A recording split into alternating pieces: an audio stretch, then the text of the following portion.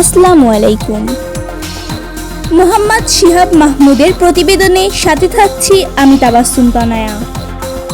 বকশীগঞ্জ থানা পুলিশের পক্ষ থেকে রমজানের পবিত্রতা রক্ষায় লিফলেট বিতরণ, বাজার মনিটরিং এবং রমজান মাসের বাজারে কৃত্রিম সংকট তৈরি করে দ্রব্যমূল্যের দাম অতিরিক্ত না নেওয়ার জন্য ব্যবসায়ীদের প্রতি অনুরোধ জানিয়েছেন বকশীগঞ্জ থানার officer in charge OC Khandakar Shakir Ahmed.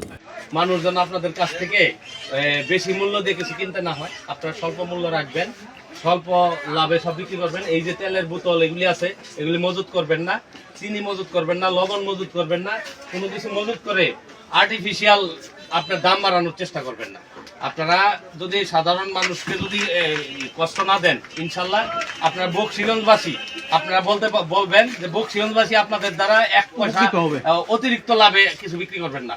উপরে দেশের বাইরে যেখানে যেখানে যা ইচ্ছা তাই হোক, বকশীগঞ্জের যেন আপনাদের সাধারণ রোজাদাররা যেন কষ্ট না পান আপনাদের কাছে। ঠিক আছে।